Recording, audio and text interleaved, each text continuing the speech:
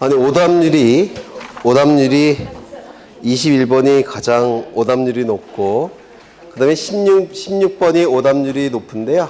16번은 오답이 될 수도 있죠. 네. 입체 측량. 근데 평면 수평 지적이라는 걸 기억하시면 정답 골라낼 수 있으셨을 텐데. 네. 네. 19번 보겠습니다. 19번을 보시는데요. 이건 너무 쉽죠? 몇 번입니까? 답이 2번. 지적 현황 측량과 검사 경계 보건 측량은 검사 측량을 거칠 필요가 없다 그랬죠. 경계 보건 측량과 지적 현황 측량은 검사 측량을 거치지 않을 텐데요. 20번. 지적 기준점 성과와 측량 기록의 보관 및 열람 등에 관한 설명으로 틀린 것은, 이것 좀 기억해 두셔야 되는데,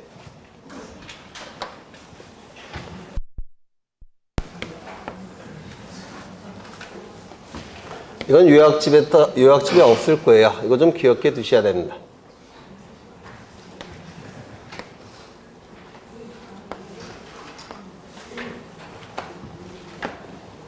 여기는 지적 삼각점, 그리고 여기는 지적 삼각 보조점, 그리고 지적 도근점이 있을 겁니다. 이걸 뭐라고 부릅니까? 지적 기준점이라고 불러요. 이 지적 기준점의 설치의 주체는 누구냐? 누가 설치하느냐? 전부 다 지적소관청이 설치함이 원칙입니다. 지적소관청이 설치를 합니다. 지적소관청. 설치는 전부 누가 한다고요? 지적소관청이 설치를 하는 겁니다. 지적소관청이 설치를 합니다. 두 번째, 그러면 이 지적삼각점, 지적삼각보조점, 지적도근점을 설치하면서 성과물이 있겠죠. 이 성과의 보존관리는 누가 하는 거냐? 성과의 보존관리는 누가 해야 되느냐? 이 지적삼각점은 이게 2에서 5km마다 설치한다고 그랬죠? 기억나십니까? 2에서 5km마다 설치하기 때문에 양쪽 시군구에 걸치는 경우가 있어요. 양쪽 시군구에 걸치는 경우가 있으니까 양쪽 시군구를 포함하는 누가 관리해야 될까요? 시도지사. 그래서 시도지사가 관리하는 겁니다. 시도지사가 보존 관리하는 거니까 설치를 한 다음에 누구에게 통보를 해야 될까요? 시도지사에게 통보할 수밖에 없습니다. 왜? 설치는 지적소관청이 설치하지만 성과물 관리는 누가 하고 있기 때문에 시도지사가 관리하고 있기 때문에 통보를 할 수밖에 없어요. 그 다음에 이 삼각보조점 성과와 도근점 성과는 지적소관청이 관리를 합니다. 이렇게 관리를 합니다. 그 다음에 등본 발급이나 열람은 누구에게 신청을 하느냐, 이게 문제가 되는데요. 이 지적삼각점 성과에 대한 등본 발급과 열람은, 등본은 뭐예요? 복사본이죠. 복사본을 발급하는 거. 이거는 뭡니까? 눈으로 보는 거. 이거는 누구에게 신청하느냐면 시도지사에게 신청할 수도 있고 지적소관청에게도 신청할 수가 있습니다. 누가 관리를 하고 있습니까? 시도지사가 관리하고 있죠. 하지만 국민의 편의를 위해서 지적소관청에게도 신청할 수 있다, 이렇게 얘기를 합니다. 국민의 편의를 위해서 추가를 시킨 겁니다. 이게 출제될 여지가 있어요. 그래서 이거 좀 기억해 두시고요. 그 다음에 여기는 관리하고 있는 주체에게 신청할 겁니다. 지적소관청. 그래서 요게 몇 번 출제된 적이 있습니다. 요거 국민의 편의를 위해서 지적소관청에게도 신청할 수가 있다는 겁니다. 되셨을까요? 그렇죠.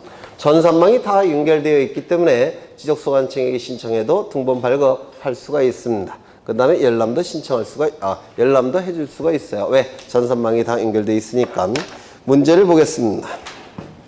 1번. 시도지사나 지적소관청은 지적기준점 성과와 측량 기록을 보관해야 된다. 맞겠죠? 둘 중에 하나는 보관해야 되겠죠. 2번. 이건 공간정보법에 이렇게 규정을 해놓고요. 그 다음에 대통령령에서는 이렇게 세부적으로 나눈 겁니다. 그래서 맞는 지문이 돼요. 2번. 지적삼각점 성과를 열람하거나 등본을 발급받으려는 자는 시도지사 또는 지적소관청에게 신청해야 되는, 맞습니까? 지적삼각점 성과와 관련해서는 시도지사에게도 신청할 수가 있고 국민의 편의를 위해서 누구에게도 신청할 수 있다고요? 지적소관청에게도 신청할 수가 있습니다. 2번, 3번 지적삼각 보조점 성과를 열람하거나 등본을 발급받으려는 자는 지적소관청에 신청해야 된다. 맞겠죠? 지적도군점 성과를 열람하거나 등본을 발급받으려는 자는 지적소관청에게 신청해야 된다. 맞겠죠? 지적기준점 성과의 열람 및 등본 발급 신청을 받은 지적측량 수행자는 이를 열람하게 하거나 등본을 발급해야 된다. 이 열람하게 하거나 등본을 발급하는 주체는 누굴까요? 그렇죠. 지적소관청이나 시도지사가 돼야 되겠죠. 그렇죠. 네. 그래서 요 5번이 틀렸습니다. 19번, 21번. 할 차례 맞나? 지적측량업자의 업무 범위가 아닌 것은 뭘까요? 네? 지적측량업자의 업무 범위가 아닌 건 뭐예요? 검사측량이죠. 검사측량은 누가 하는 겁니까? 네? 지적소관청이나 대부분은 지적소관청이 하고요. 일부는 시도지사가 합니다. 면적이 굉장히 큰 것.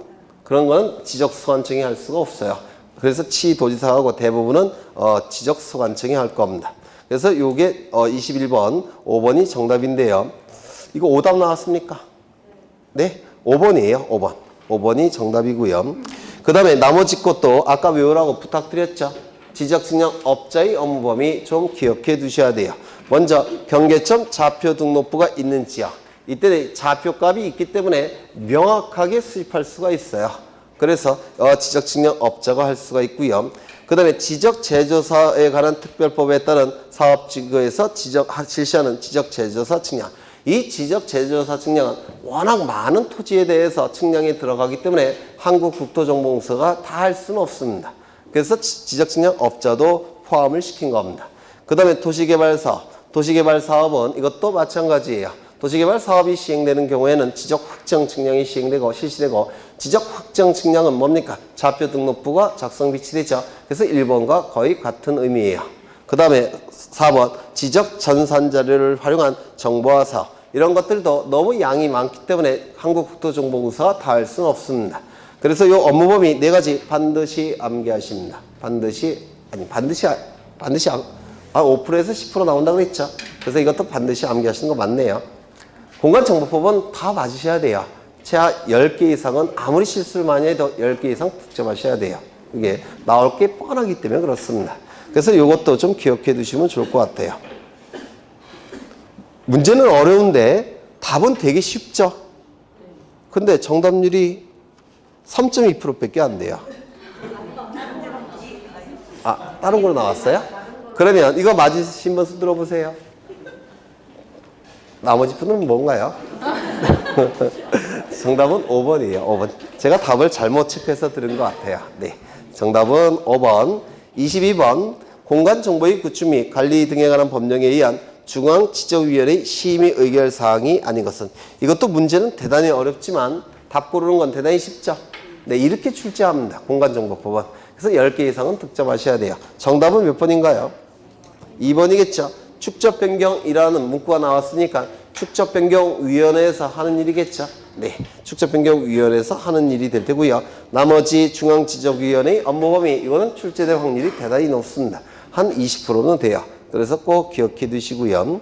23번 중앙지적위원회 위원이 중앙지적위원회 심의 의결에서 제척되는 경우에 해당하지 않는 것은 제척이라는 법률 용어가 나오는데 제는 제거한다라는 뜻이고요. 척은 배척된다라는 뜻입니다. 공정성을 확보하기 위해서 그 사안과 일정한 관련이 있는 자들은 그 위원회의 의결, 심의 의결에서 제거하고 배척이 됩니다. 이를 제척이라고 불러요. 법률 용어예요. 그러면 정답은 문제는 굉장히 어려운데요. 답 고르는 건 대단히 쉽습니다. 공정성을 의심할 수 있다면 이때는 제척시켜야 됩니다. 이거 이해가 되실까요? 네. 그래서 공간정보법은 문제는 어렵지만 정답은 쉽게 고를 수 있는 문제가 참 많이 나와요. 1번. 위원이 해당 안건의 당사자의 친족이거나 친족이었던 경우 공정성 확보될 수 있습니까? 없겠죠? 네. 2번. 위원이 해당 안건에 대하여 증언, 진술, 감정을 했다면 공정성 확보할 수 있겠습니까? 의결에 참여시켜도? 안 되겠죠. 공정성을 확보할 수가 없어요. 3번. 위원이 중앙지적위원회에서 해당 안건에 대하여 현지 조사 결과를 보고받거나 관계인의 의견을 들은 경우 이거는 당연히 그렇게 해야 되지 않을까요? 그렇죠. 위원회에서 심의 의결하기 위해서는 보고를 받아야 되고 의견도 들어봐야 되겠죠. 그래야지만 정확한 판단 나오겠죠. 그래서 정답은 3번이 됩니다. 4번 위원이 속한 법인, 단체 등이 해안 안건의 당사자의 대리인이거나 대리인이었던 경우 이건 어떻습니까? 공정성 확보할 수 있습니까? 없겠죠. 5번 위원의 배우자이었던 사람이 해당 안건의 당사자와 공동권리자 또는 공동의무자인 경우 공정성 확보할 수 있습니까? 나쁜 쪽으로 결정할 거예요. 배우자이었던 자 그랬으니까 네. 좋게 결정한 게 맞나?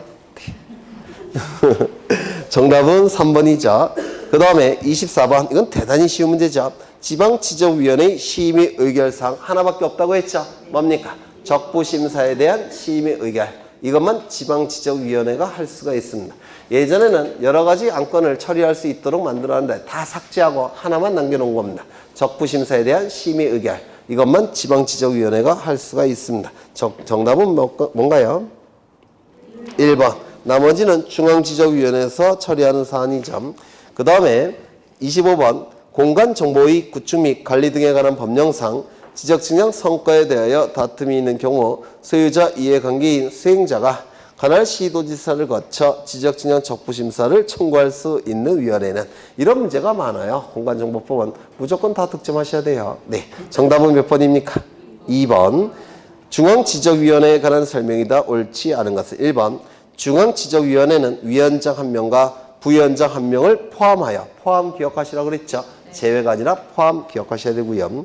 5명 이상 10명 이하의 위원으로 구성한다. 외우셔야 되겠죠. 5명 이상 10명 이하.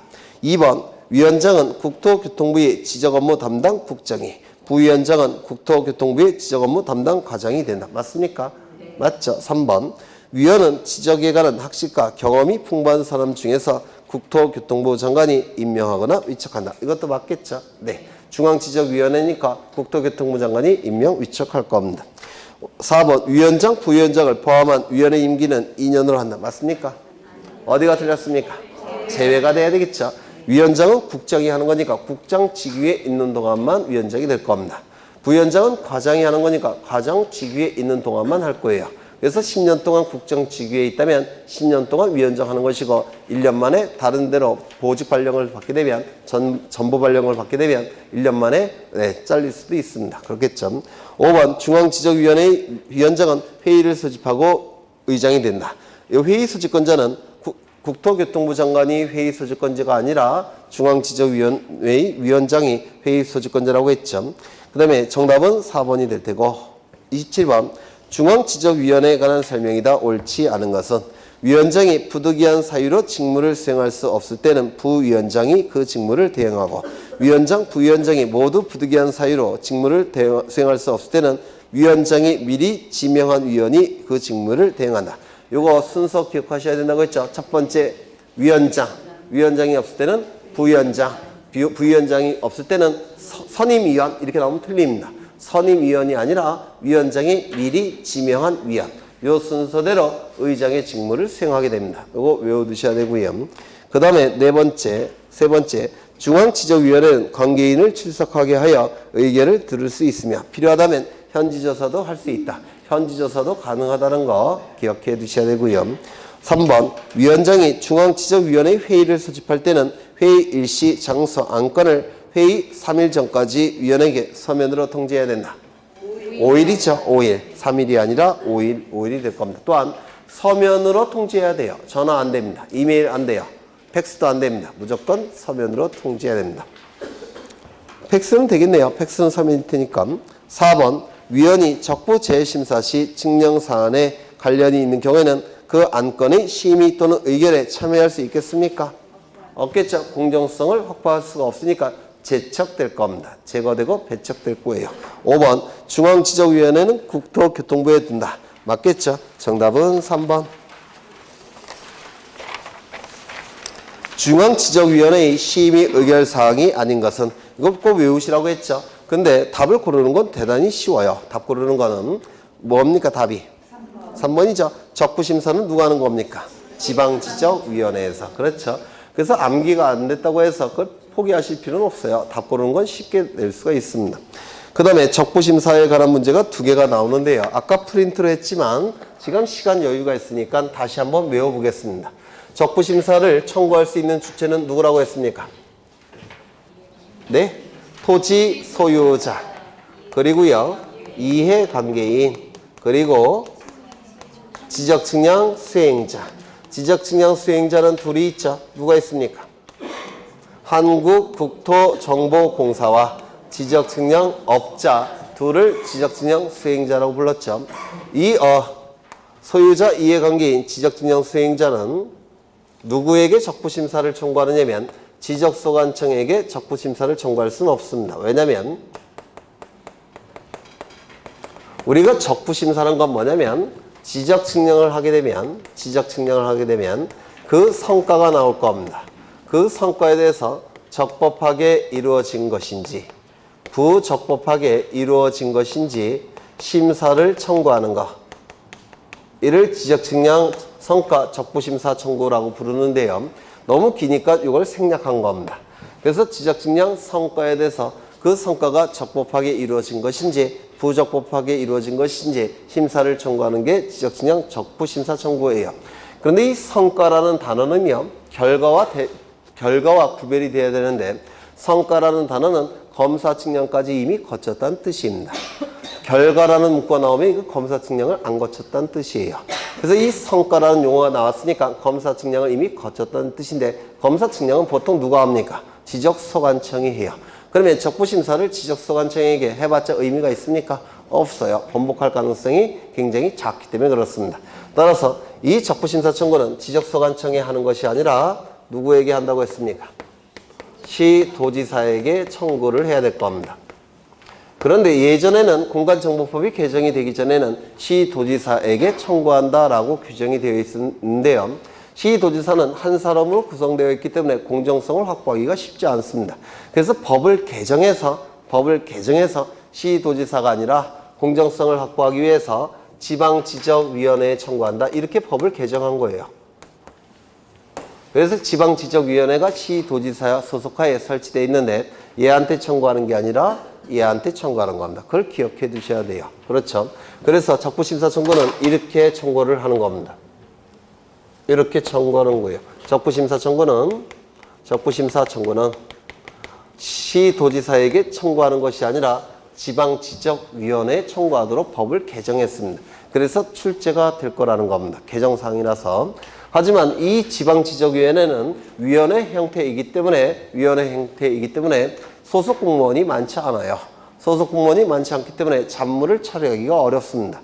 잡무를 처리해야 되는데 잡무 처리할 소속 공무원은 보통 시도지사에게 많습니다. 그래서 적부심사 청구는 지방지적위원회에게 청구하는 거지만 청구서는 이렇게 제출합니다. 적부심사 청구서 제출은 시도지사에게 제출하는 겁니다. 이걸 우리 공간정보법은 이렇게 표현합니다. 시도지사를 거쳐 지방지적위원회에 청구한다. 이렇게 표현하고 있고요. 대통령령에서는 시도지사를 거쳐 지방지적위원회에 제출한다. 이렇게 표현하고 있습니다. 2개 다 기억하셔야 돼요. 법률과 대통령령 2개 다 기억하셔야 됩니다. 시도지사를 거쳐 지방지적위원회에 청구한다. 시도지사를 거쳐 지방지적위원회에 제출한다. 2개 다 기억해 두셔야 합니다. 일단 청구서는 이쪽에 제출이 되는데 가지고 있을 필요는 없죠. 그래서 30일 이내에 회부를 해야 되고, 회부를 받게 되면 이 지방지적위원회에서는 60일 동안 열심히 심의하고 의결을 할 겁니다. 의결이 가능하기 위해서는 위원회 위원 과반수 이상이 출석해야 되고, 출석한 위원 과반수 이상의 찬성이 있어야지만 의결이 가능합니다. 심의는 이런 거 필요 없어요. 심의는 뭡니까? 의견을 나누는 거죠. 그래서 이런 게 필요 없지만 의결을 하기 위해서는 반드시 위원회 위원 과반수 이상이 출석해야 되고 출석한 위원 과반수 이상의 찬성이 있어야지만 의결이 가능할 겁니다. 사안이 복잡한 경우도 있죠. 즉 부득이한 사유가 있을 때는 의결로서 30일을 넘지 않는 범위 내에서 한 번만 연장이 가능합니다. 그래서 최장 기간은 90일이 될 겁니다. 이때 연장을 결정하는 것도 시도지사가 결정하는 게 아니에요. 의결로서 연장을 결정하는 겁니다. 위원회가 의결이 이루어졌다면 가지고 있을 필요는 없죠. 지체 없이 송부할 테고. 이거 같이 외우겠다는 겁니다. 이거 세 번째 하는 거예요. 세 번째가 아니죠. 아까도 했으니까 이거 네 번째 하는 거예요. 그래서 제가 이렇게 판사할 때 같이 외워달라는 겁니다. 언젠간 외워야 되니까 지체 없이 송부가 이루어질 테고, 그러면 시도지사는 7일 이내에 통지한다고 했습니다. 7일 이내에 통지합니다. 누구에게 통지합니까? 그렇죠. 청구인 및 이해관계인에게 통지하는 겁니다. 청구인 및 이해관계인에게. 요것도 출제된 적이 있습니다. 청구인 또는 이해관계인이 아니라 청구인 및 이해관계인이에요. 이때 소유자가 청구했다면 요 둘이 이해관계인이 되는 겁니다. 얘가 청구했다면 둘이 이해관계인, 얘가 청구했다면 둘이 이해관계인이에요. 즉 전원에게 통지하는 뜻입니다.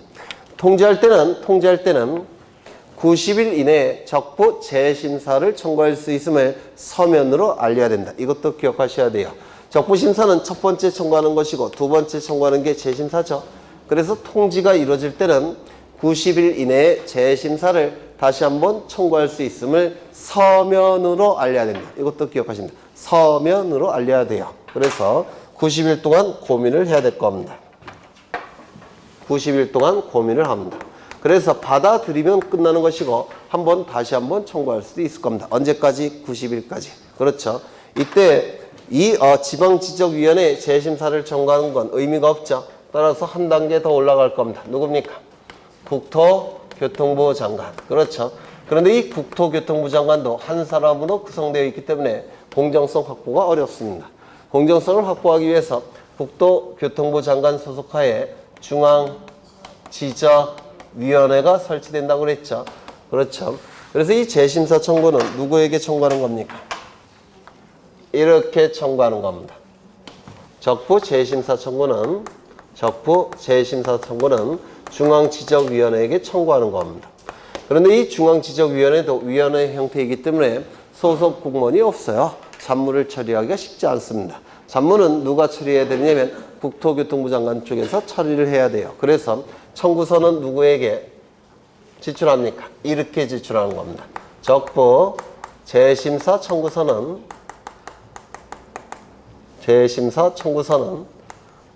국토교통부 장관에게 제출합니다. 이걸 우리 공간정보법은 어떻게 표현한다고요? 국토교통부 장관을 거쳐 중앙지적위원회에 청구한다. 대통령령에서는 어떻게 표현하고 있다고요? 국토교통부 장관을 거쳐 중앙지적위원회에 제출한다. 이렇게 규정되어 있습니다. 두 개 다 기억하셔야 돼요. 그러면 이쪽에 제출됐으면 30일 이내에 회부해야 되고, 똑같아요.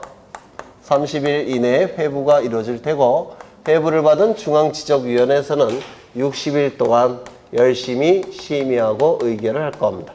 이때 의결도 위원회의원 과반수 이상이 출석해야 되고, 출석한 위원 과반수 이상의 찬성이 있어야지만 의결이 가능할 겁니다.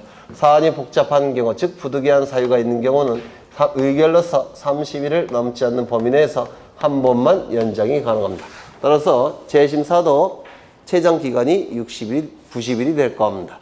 의결이 이루어졌다면 지체 없이 송부할 테고, 지체 없이 송부받은 국토교통부 장관은 7일 이내에 통지합니다. 누구에게? 청구인 및 이해관계인에게 통지합니다. 7일 이내에 통지합니다. 7일 이내에 통지하고 의결서 4번을 보냅니다. 그리고 의결서 4번을 보내게 돼요. 이때 의결서 4번이, 의결서가 이 의결서만 있는 게 아니죠. 이 의결서도 있죠. 그래서 의결서 4번을 2장을 보내는 거예요. 이렇게. 2장의 의결서 4번을 보내게 되면 지적소관청은 성과를 수정한다든지 오류를 정정하게 됩니다. 성과를 수정한다든지 오류를 정정하게 돼요. 이게 바로 등록상 오류 정정인데, 이거는 신청입니까? 직권입니까? 의결서라는 명백한 자료가 있으니까 이것도 직권이에요. 이거 한번 출제된 적이 있습니다. 직권 정정에 해당이 됩니다. 이러한 절차를 통해서 적부심사와 재심사가 이루어지는데 암기하실 수 있으시겠습니까? 있을 것 같은 예상은 들죠. 지금 못 외웠지만 10월까지는 외울 수 있겠죠. 네, 그러시면 돼요. 네. 여기 보시면 절차가 똑같죠? 똑같습니다. 똑같아요. 똑같은 이유는 준용 규정에 의해서 처리가 되기 때문에 그렇습니다. 적부심사와 재심사는 준용 규정에 의해서 절차가 똑같을 수밖에 없어요. 그렇죠? 네. 외우셨으면 좋을 텐데. 29번. 지적진양 적부심사 재심사에 관한 설명이다. 옳지 않은 것은 1번. 토지 소유자 이해관계인 지적증량 수행자는 지적증량 성과에 대하여 다툼이 있는 경우에는 대통령령으로 정하는 바에 따라 관할 시도지사를 거쳐 지방지적위원회에 지적증량 적부심사를 청구할 수 있다. 맞습니까? 이 문구를 꼭 기억하셔야 돼요. 시도지사를 거쳐 지방지적위원회에 청구한다. 시도지사를 거쳐 지방지적위원회에 제출한다. 같은 의미라고 했죠. 또한 지적증량 수행자가 둘이 있죠. 한국국토정보공사와 지적증량업자가 있었죠. 그래서 이 지적증량 수행자가 청구인 안에 들어간 게 얼마 안 돼요. 개정이 돼서 들어간 건데요. 이 지적증량 수행자를 자주 출제하고 있기 때문에 꼭 기억해 두셔야 됩니다. 이게 개정이 돼서 새롭게 들어간 거예요. 그래서 자주 출제가 이루어집니다. 2번. 지적증량 적부심사 청구를 받은 시도지사는 30일 이내에 일정한 사항을 조사하여 지방지적위원회에 회부해야 된다. 30일 이내에 회부. 맞겠죠? 3번. 지적증량 적부심사 청구를 회부받은 지방지적위원회는 그 심사 청구를 회부받은 날로부터 30일 이내에 심의 의결해야 된다. 맞습니까? 60일이겠죠? 네, 이게 틀린 거예요. 다만 부득이한 경우에는 심의 기간을 해당 지적위원회 의결을 거쳐서 의결로 연장을 결정하는 겁니다. 의결을 거쳐서 30일 이내에서 한 번만 연장할 수 있다. 이 뒷부분은 맞았겠죠? 4번. 지방지적위원회는 지적진양 적부심사를 의결했으면 대통령령으로 정하는 바에 따라서 의결서를 작성하여 시도지사에게 송부해야 되는데 여기 밑줄 치죠. 위원장과 참석위원 전원 동그라미 치십니다. 한 명에도 빠지면 안 돼요. 의견에 동의했다는 의미가 아니고요. 의결이 이루어진 것에 대한 전원의 의결이 이루어졌다는 것에 대한 전원의 서명 날인이에요. 의견을 동의했다는 뜻이 아니고 의결이 있었다는 것에 대한 전원의 서명 날입니다. 그래서 이 전원 기억해 두셔야 되고요. 전원이 서명 날인한 적부심사 의결서를 지체 없이 시도지사에게 송부해야 된다. 맞겠죠? 그래서 전원이 서명 날인했다는 거 이거 하나 추가해서 기억하십니다. 혹시 모르니까 공간정보법은 12개 다 맞으셔야 돼요. 그래서 이런 것도 기억해 두십니다. 그 다음에 5번. 시도지사는 의결서를 받은 날로부터 7일 이내에 지적진양 적부심사 청구인 및 이해관계인에게 그 의결서를 통지해야 된다. 맞습니까? 맞죠? 7일 이내에. 물론 통지할 때는 적부 재심사를 90일 이내에 다시 한번 청구할 수 있음을 서면으로 알려야 된다고 했죠. 그것도 기억해 두십니다. 정답은 3번. 30번. 지적진양 적부심사에 관한 설명이다. 옳지 않은 것은 1번. 시도지사가 지적진양 적부심사 의결서를 지적진양 적부심사 청구인 및 이해관계인에게 통지할 때는 지적진양 적부 재심사를 청구할 수 있음을 서면으로 알려야 된다. 요 문구도 꼭 기억하시라고 했죠. 요 문구는 보통 교과서에 없는 문구예요. 그런데 출제가 되고 있으니까 좀 기억해 두십니다. 2번. 의결서를 받은 자가 지방지적위원회의 의결에 불복하는 경우에는 그 의결서를 받은 날로부터 60일 이내에 국토교통부 장관을 거쳐 중앙지적위원회 재심사를 청구할 수 있다. 어디가 틀렸습니까? 90일이죠. 90일. 이게 틀렸을 테고요. 3번. 지방지적위원회 또는 중앙지적위원회의 의결서 4번을 받은 지적소관청은 그 내용에 따라 지적공부의 등록상을 정정하거나 측량성과를 수정해야 된다. 맞겠죠? 4번. 지방지적위원회의 의결이 있은 후 재심사 청구 기간에 재심사를 청구하지 아니하건, 즉 재심사를 청구하지 않고 90일이 경과가 됐습니다. 그러면 다시 한번 청구할 수 있는 기회가 있습니까? 없습니까? 없을 겁니다. 두 번째, 중앙지적위원회의 의결이 있는 경우, 중앙지적위원회의 의결에 대해서 불만이 있는 자는 청와대에 제재심사 청구할 수 있습니까? 없겠죠? 이때는 확정이 된 거예요. 따라서 해당 지적진양 성과에 대해서 다시 지적진양 적부 심사 청구를 할 수 없다. 혹시 이런 거 들어보셨습니까? 일사부재의 원칙. 네, 그게 적용이 된 겁니다. 헌법상의 일원인 일사부재의 또는 일사부재의 원칙이 공간정보법에도 적용이 된 거예요. 그 다음에 5번. 지적증명 적부심사를 청구하려는 자는 지적증명을 신청하여 측량을 실시한 후 심사 청구서의 증명 성과와 심사 청구 경위서를 첨부하여 시도지사에게 제출해야 된다. 이거 맞았을까요? 맞았겠죠? 시도지사에게 제출한다. 맞았겠죠? 네. 그래서 정답은 2번. 다 보셨어요. 그러면 아까 21번이 한 문제가 더 득점이 되니까 점수가 더 올라가는 거네요. 아닌가요? 올라가야 되겠죠? 네. 공간정보법은 다 끝났는데요. 누누이 말씀드리지만 공간정보법은 실수했을 때를 기준으로 10개는 득점하셔야 돼요. 나올 게 뻔합니다. 요약집도 60페이지밖에 안 되죠. 그래서 나올 게 뻔하기 때문에 공간정보법은 12개 중에서 실수를 했을 때 10개 이상은 득점하셔야 돼요. 그래서 거의 다 만점이 나오셔야 됩니다. 공간정보법은. 그리고 다음 시간부터 등기법에 들어갈 건데요. 등기법. 왜 공간정보법을 12개를 다 득점하셔야 되냐면 등기법 때문에 그래요. 등기법 때문에. 등기법은 모든 법 중에서 가장 난이도가 높은 법 중에 하나예요. 그래서 등기법도 다음 시간부터 진행을 할 텐데요. 아마도 예습을 좀 하셔야 될 거예요. 그래서 동영상을 통해서 3, 4월 강의를 한번 듣고 오셔야지만 이게 좀 따라가실 수가 있을 겁니다. 그래서 등기법 기대하셔도 될 것 같은데요. 등기법은 30문제를 낼 수가 없어요. 설명이 2시간 동안에 30문제를 설명하기 힘들어요. 1시간 동안에 끝에야 5문제, 6문제밖에 설명을 못합니다. 그래서 이 등기법은 30문제를 낼 게 아니고요. 24문제 나갈 겁니다. 등기법은 설명을 해야 되니까. 그래서 민법 같은 경우는 한 페이지를 한 번 설명하면 끝나겠지만 등기법은 한 줄을 설명할 때 하루 종일 걸릴 수도 있어요. 절차법이라서. 그래서 등기법은 24문제가 나갈 겁니다. 아마도. 네. 그렇게 생각하시면 돼요. 그래서 시간도 좀 오버가 될 수가 있어요. 등기법은 워낙 설명할 거리가 많으니까. 물론 등기법 앞쪽은 별로 할 게 없는데 뒤쪽으로 갈수록 좀 시간이 오버될 수도 있고요. 네, 그렇게 먼저 이해를 하시면 돼요. 그렇게 어렵다는 소문이 나와도 아마 그 선배들한테 얘기를 들었을 거예요. 작년이 좀 쉽게 나왔지만 그건 작년이 예고요. 이건 열심히 해도 4개, 5개. 공부를 안 하면 2, 3개. 열심히 하면 4개, 5개. 등기법이. 네. 그래서 등기법 작년은 좀 예외예요. 작년에는 난이도가 낮은 게 몇 문제가 출제가 돼서 좀 쉽게 느낄 수 있었지만 등기법 자체가 어려우니까 그거를 좀 이해해 두시고요. 네. 그렇게 진행을 할 생각입니다. 고생하셨고 다음 주에 뵙겠습니다. 수고하셨습니다. 네.